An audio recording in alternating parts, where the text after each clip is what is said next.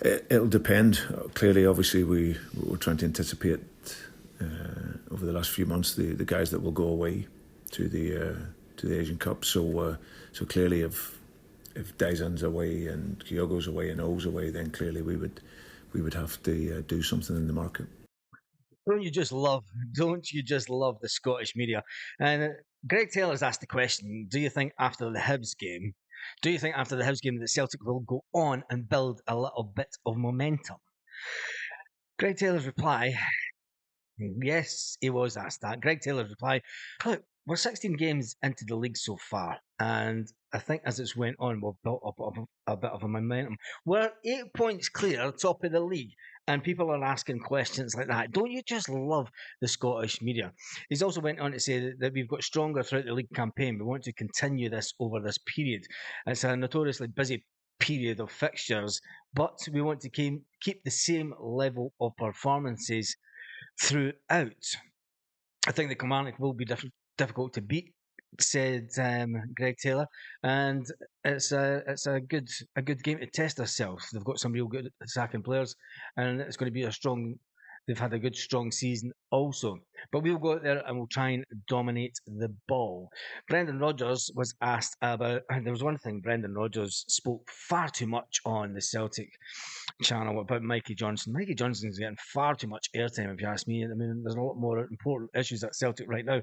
Whether or not Mikey Johnson's going to be a Celtic player next year or not remains to be seen. But he was asked about Harry Kewell and the exit links, confirming that Yokohama F. Marinos are in talks with the Celtic coach, something that we spoke about in the video this morning. Brendan Rodgers has addressed the link between Harry Kewell and Yokohama and said, confirming that there is interest in this coach. He is one of the front runners for the job, so it'll be interesting to see if he takes over. Claimed that talks between the two parties are going smoothly. So if they are going smoothly, it looks like we're about to lose one of our coaches. And that being said, people are saying that it's a good time to bring in Scott Brown. I did say in this morning's video, Scott is still looking, he has been named with a club down south that is interested in taking him and his next career in management. He has also said that he wants to go and do it himself. So I can't see him coming back to work with Brendan Rodgers. It's as good as that would be for a Celtic fan's perspective. He is his own man and he wants to go out there and, test the waters himself again and gain that experience as a young coach. There's nothing better than going out and making those mistakes and learning from those mistakes himself. And let's face it, all good managers start out there young. Look at our own manager just now and look at Ange Postecoglou. He's been managing for about 20 odd years. Anyway, we digress and we move on. The manager did say about Mikey Johnson, he said the demands of playing for a big club. If Mikey Johnson thinks that turning up and doing it as a substitute, he needs to do it week in, week out. He also gave an injury with the squad, and talking about Cameron Carter-Vickers, they'll make sure they'll test Cameron CCV again over the next couple of days. So an interesting one. He was then asked about the plastic pitch, and he was asked about the plastic pitch, and he said, look, as far as he's concerned, all pitches in Scotland should be grass. And it's true. And especially at a time where you've got all these clubs that are boasting about being in profit. They're being in profit, and I'm specifically talking about Kilmarnock here. They're speaking about being in profit with a reduced allocation to Celtic fans and even the Sef Conan fans. But they have broken profit. If you've broke profit, get grass on the pitch. It's as simple as that. It makes us look like a donkey league. It makes us look like a kid on and the English do say it is just a pub league. It makes us look like a pub league. Brendan Rodgers did say, I can understand the reasons that why they have plastic pitches, but if you want a top league and you want to play them, if you want to play at your best, you need to be playing on grass. Greg Taylor was asked about this also, and he said, look, I've played on it more than most at Celtic, but it's something that we need to deal with. To me, it comes down to if these clubs are going to boast about being in profit, get a plastic pitch, get rid of the plastic pitch. You're not making profit for the plastic pitch. You're making profit from the fans that are coming week in, week out. If you're in profit, put grass down and let's get back to football being played the way it should be played and on grass. The manager then went on to say, let's just hope it rains all night. He's probably going to pray to the rain gods. Maybe get Big Odin to get the rain gods to come and rain on the pitch so that it's really greasy and slippery. That was an interesting one, and so that the ball glides along a lot better. So for me, Mikey Johnson got far too much talked about in the interview, but it is what it is. He gives us a squad injury, tells us about Cameron Carter-Vickers that it's nothing too much to worry about, but he's going to watch them over the next couple of days before deciding whether he plays on that pitch or not. And he also spoke about the team being of an attacking focus, an attacking focused team. Will that be able to happen at Rugby Park? We know that they're going to sit back for the majority of the game when it comes to it, but anyway, it's something that we have to deal with at Celtic every week. Back to the Harry Kewell thing, and the manager did say that he spoke to Harry Kewell after the game the other night, and he's not sure. He's obviously given him his blessing. He's went to the boss and said, "Look, Gaffer, there's Yoko F. Marinos are wanting to talk to me.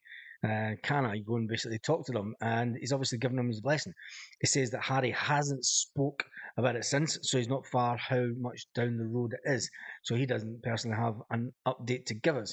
We'll see what evolves over the next couple of days. He's managed before, so he knows that it's not new to him. He's had quite a taste of football management. I mean, almost if any one of the members of staff want to broaden their horizons, I'm all encouraging for that. It's also a sign that if you have talented people at the club, said Brendan Rodgers, that other clubs will want them, and that doesn't come down just to players. How many times has John Kennedy been almost approached by other clubs? In fact, he was offered the job once, but he turned it down. I'm sure it was at Hibs, was it? Or he was, anyway. The good thing is the manager sees it as a good thing. If people want to come in for their backroom staff, it means that the backroom staff must be doing something well and they are talented. The other people and other clubs want our staff. One thing that is interesting that the Celtic did send Cameron Carter-Vickers for an MRI scan on his hamstring. Now that'll be the second time that this year that he's had a hamstring issue.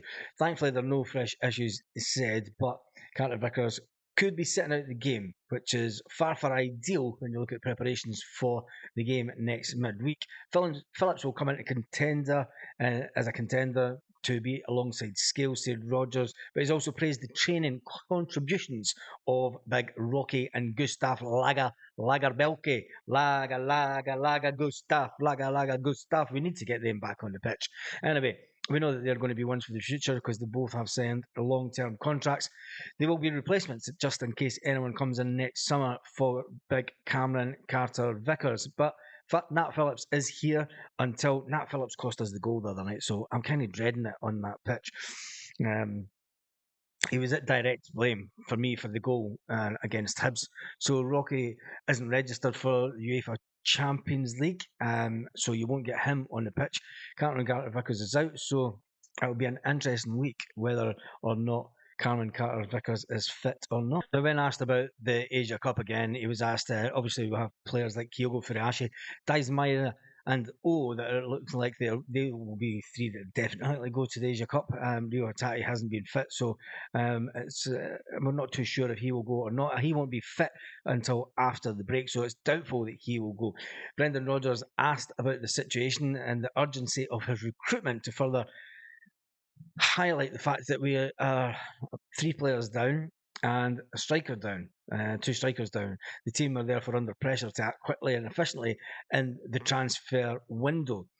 As it comes, we need a striker. Will we go for the guy from Aberdeen?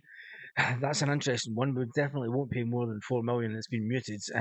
I suggested that the Celtic might go out and break the transfer record just to get him, due to the fact that the situation that Aberdeen now find themselves in at the second bottom of the table, only 3 points off bottom place. If they don't pick it around in the next couple of weeks, they will find themselves in deep, deep trouble, especially if Livingston manage to pull off a win somewhere in the Scottish Premier League.